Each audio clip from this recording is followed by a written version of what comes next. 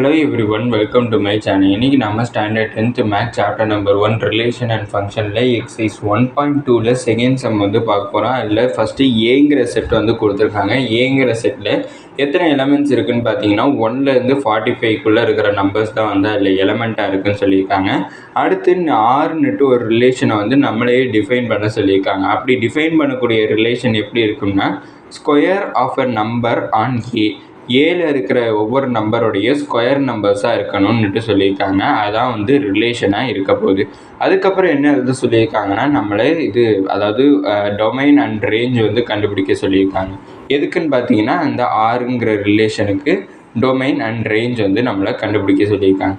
First நான் ஏங்கிற settle இருக்கக்கூடிய எலமெண்ட்ஸ் வந்து எழுதிக்கிறேன்.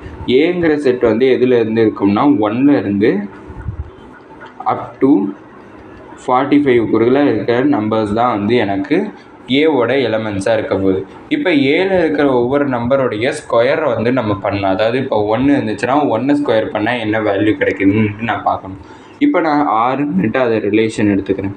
இப்போ நான் 1 ஸ்கொயர் பண்ணேன்னா எனக்கு என்ன கிடைக்கும்னா 1 தான் கிடைக்கும்.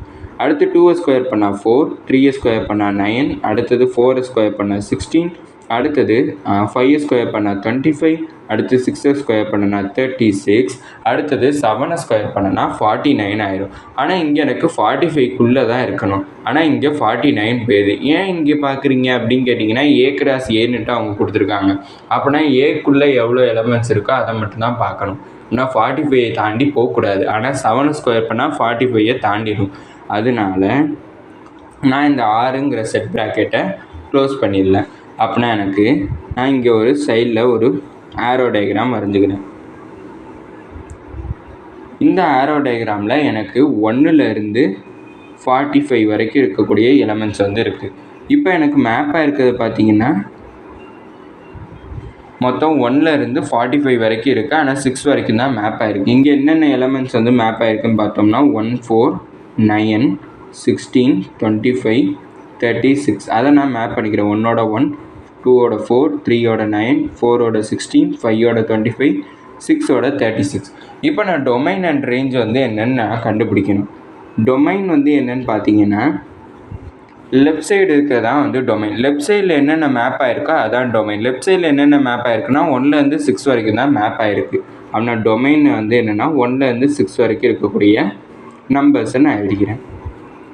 அடுத்தது என்ன கண்டுபிடிக்க சொல்லியிருக்காங்கன்னா ரேஞ்ச் வந்து கண்டுபிடிக்க சொல்லியிருக்காங்க.